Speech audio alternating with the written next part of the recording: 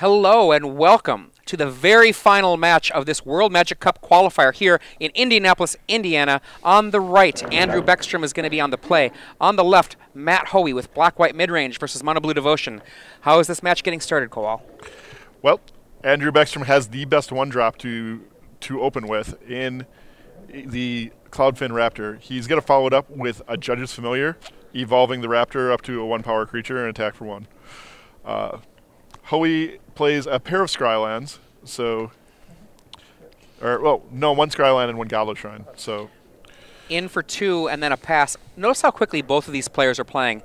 And it's partly that they both know their decks, and also this is kind of a classic matchup. If you've been playing Standard, you've probably played this kind of matchup before, maybe many, many times.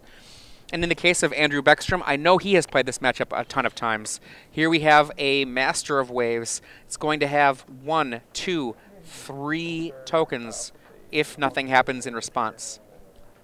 Matt Hoey is like, sure, whatever. Andrew kind of stop and say, hey, are you just going to kill this anyway? Or And here are the tokens. In comes the creatures. That's going to be a hit for 3 there. And Matt, 3 mana. Downfall on the Master of Waves, playing around the Judge's Familiar. You can see his hand is top-heavy. Yeah, he has 3 copies of Blood Baron Viscopa in his opening draw. 2 mana Frostburn Weird, evolve. 2 mana Frostburn Weird, in they come. Andrew looks like has a very solid draw with the Mono Blue Devotion deck. Okay, Blood Baron of Viscopa. It's not the same thing as Archangel of Thune in terms of how it affects the board, but it isn't bad. Those Frostburn Weirds, well, they can get in, but they're going to have a lot of their work undone with this block. We're going to see a block on one of the Weirds, we're going to see a pump, and we're going to see a trade and another pump there. What do we got? 1, 2, 3, 4, 5, 6, 7 damage, and then gain 4 life. And then the second Blood Baron, I believe, is going to come down next. Andrew, just with no question on how to make these attacks, he's pretty cool just watching him. Yeah, I really love seeing players that know their decks this well, just watching the flow of it. Andrew, basically, I think that is his last card. He's practically out of gas. No longer can afford to attack with the with everything necessarily. The Weird would trade with the Blood Baron and completely negate the damage from that turn. That's actually probably fine, though. Yeah, I think that's what he wants to do. Yeah, he's like, here they come. Yeah, trade it on up. Yeah, I mean... basically a fog and kills the Blood Baron. And now we've got a Desecration Demon, which... It's a powerful card. Is that another Blood Baron? But of course yeah, he had 3 in his opening draw. Good lord. So they never expect the 3rd one. That would be all 3 for Andrew Baeckstrom. Sorry, for Matt Hoey. And that's a pass. We got the air for 4. And that Mutavault can't come in. Andrew's hoping Frog Lizards. In for 4. Matt Hoey down to 3. Andrew needs something good here, or that Blood Baron's just going to come right back in and undo all of the work of that. Oh, boy. And here's where the tables might be turning. I think Matt Hoey might have weathered the storm here. In for 4. Oh, oh, how hot are you running? Your semifinal opponent concedes to you, and your finals opponent, your last card is that Rapid Hybridization. Frog Lizard requested. Wow. Okay. Andrew Baeckstrom in commanding presence here, and we see a Desecration Demon. And, wow, if that's a Mutavault in play, right? That's so demoralizing. How do you beat somebody who just fades 3 straight Blood Barons of Viscopa? And here's a Thassa. No blockers, die. Yeah. Does he have a card? Bile Blight. He has a Bile Blight. Bile Blight will let him survive for a turn by shrinking and not killing the Cloudfin Raptor. Yeah, that's the best we can do, so... Okie dokies, take 1. Oh, wait. That guy shouldn't be dying. Yeah, it's definitely staying in play. There we go. Andrew's so excited, and also you've got to remember, this tournament started about 13 hours ago. And Matt Hoey knows what's up. You can see Andrew Baeckstrom's friend in the background, Gregory, clapping at that one. You can see what they're going to be trying to be playing for. Team captain Owen Turtenwald. Team USA member Isaac Sears. One of these two players will be the third name down there, right below Owen Turtenwald, joining those two players in France. One of these players is one game away. Yes, Andrew Baeckstrom. Oof. Matt Hoey here, he looks a little bit rattled. Yeah, I'd be rattled too. I don't blame him. I don't blame him. Like, if you look at the standard Bottle Blue aggro deck, are there 3 cards? Like in Andrew Baeckstrom's deck, there are 3 cards that actually kill a Blood Baron. Yep. I mean, and commonly you'll see a couple of rapid hybridizations and/or cyclonic rifts, but to have it right there, last card in hand, right when you think you're going to actually start walking away with the game. Well, he drew it that turn. Yeah, absolutely. Empty hand, and then there it was. Matt Hoey from the sideboard has a bunch of cards, though. Drown in Sorrow is not anything to slouch at for Doomblade. Doomblade can kill basically everything in Andrew Baeckstrom's deck except for Thassa and Nightveil Spectre. We can expect to see that. Deicide ×1 is certainly a good card to bring in against your Thassas, and also he can expect Domestication to be a part of the mix. As well as the Bident. Yeah, and so I think right there is about where he's going to stop. Andrew Baeckstrom, on the other hand, you have to imagine he has played against various versions of Pack Rat decks forever. We know 2 Domestications are going to come in. We've seen him board in Counter Magic, just a touch of it, to fight some of these tricks. Yeah, I think the spells are surely coming in, and quite possibly a couple negates.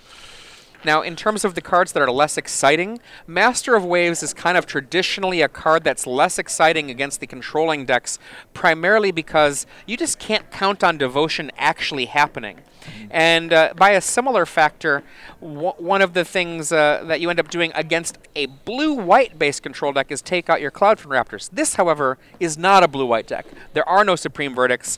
I don't know how Andrew Baeckstrom likes to do this, but I expect we might still see the Cloudfin Raptors and see the removal just of the Master of Waves and leave it right there. Whew. Wow, that was an exciting turn of events in the end of that game. That was a crazy game for BK. BK? BK, are you rooting for BK?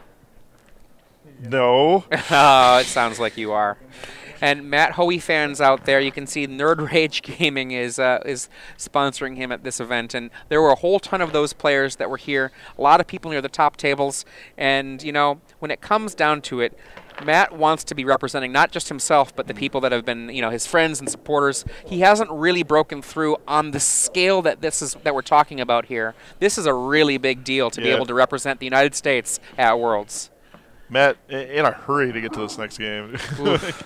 I mean, just the tone of these two players. You know, Matt Hoey is certainly in a position where his back is against the wall, and you can see that he looks like he feels it a little bit. Just take a deep breath and, you know, try to play this game. Try to play it to your best of your ability and see how it comes out. A Nightveil Spectre, amongst other things. Both players keeping their hand. Temple of Silence in play to the bottom. And there's the Raptor. We see Bile Blight, Nightveil Spectre, and some mysteries. Thoughtseize. Let's check out a pretty solid hand from Andrew Baeckstrom. Wow. It's got just a straight curve out with a Bident and a Domestication. Yeah. And I mean, Andrew Baeckstrom has enough cards to remove. Besides Tidebinder Mage and Master of Waves, he doesn't have to take out all of either of those, but that's up to 8 cards that are not necessarily the greatest. You can see the kinds of things that are in there, Domestication being one of the best cards. And I know Andrew Baeckstrom told me a story earlier about using a Domestication on a Pack Rat and then being able to continuously fuel it as a chump blocker via his one Nykthos until he was able to get a Cyclonic Rift to tear the game away. Goodbye Domestication, says Matt Hoey. Here we go, turn 2 Frostburn Weird, evolve, attack for 1. Matt Hoey drops to 17. I kind of thought Hoey could buy a ton of time for himself by just getting rid of that weird. By just taking that weird. Baeckstrom did not have a third blue source in his hand to play a Nightveil Spectre. But I guess given the texture of his hand, he has his own Spectre to play. And also, what if he can't get rid of you know, a domesticated Nightveil Spectre? Right. And here we have Andrew Baeckstrom now facing a 2-3 blocker. Taking a moment to think. I don't think he drew that blue source. I don't think he did either. Then again, I didn't think he drew the rabbit hybridization. Oh, boy. If you're at home watching and you're just tuning in, I'm Adrian Sullivan, joined by Brian Kowal. We are in Indianapolis, Indiana, the World Magic Cup Qualifier Finals. 295 players, 9 rounds of Swiss, and now our final match. On the right, Andrew Baeckstrom up 1-0 versus Matt Hoey. Both of these Chicagoland players shown really, really great play today. I know we had Matt Hoey under the camera several times, or at least one time, I should say. Andrew Baeckstrom, this is maybe his 3rd time under the camera today. There is the island. He did have it. Nightveil Spectre, evolve, swing with both. This is just going to be 1 point of free damage. We're going to see the Nightveil Spectre block, and then the Frostburn Weird get through for 1. Matt Hoey now looking for something good to do here. Expect we're going to see the killing of that Nightveil Spectre and then maybe a swing. Lays a land, says go. Okay, he's playing D. I think his only removal is the Devour Flesh. Oh, okay. He has a Doomblade, right? Doomblade can't kill Nightveil Spectre. Right. What else we got? I think he has 3 cards. No, he has 4 cards. Hero's Downfall, Doomblade, and something with a land. I mean, I wouldn't have minded just killing that, if that is a Hero's Downfall, which I think it is, killing that Nightveil Spectre, swinging with your own Nightveil Spectre, and seeing what happens. Right. It doesn't seem bad. Is that a Bioblade in his hand? Or? I'm not 100% sure. And we see a Mutavault is dropped. Judge is familiar. Shockingly good in this matchup just because this ends up being a matchup where you're constrained by mana. Yeah, I don't see it coming into play a lot in this game just because of Hoey having a couple extra lands, it looks like, at this point. And on one side of the table, Nightveil Spectre holding off an army. Cloudfin Raptor at 2-3. Frostburn Weird. Another Nightveil Spectre. Judge's Familiar. And a Mutavault. Andrew Baeckstrom taking some time to think. 16-20. You can see he just corrected the life totals there. And I think he might be passing. And we see Bile Blight to kill that Cloudfin Raptor. And is it going to be Doomblade to kill the Frostburn Weird? A great turn for Hoey. What do we have, though? Anything exciting happening here? Okay, that was during, I guess, before attacks? So that was not at the end of this step. So we got Thassa in play now. Thassa walks, by the way. That is a living Thassa. For now. And now it's has not. That Hero's Downfall. It's amazing how quickly they become non-substantial.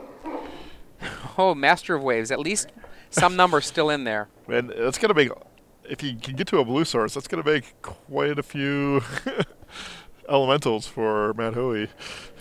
Oh, my goodness. Wow. Okay, Domestication. He checks it with the Thassa, says, that's pretty good. Makes Thassa walk, swings on in. That is it. Wow. Andrew Baeckstrom is our champion. You can see his friends. There aren't very many people left in the hall, but his friends excited for Andrew Baeckstrom. And, you know, this is going to be, I think, a life-changing event for Baeckstrom. I just, you know, can't imagine how great it must be to feel that move. He's going to be going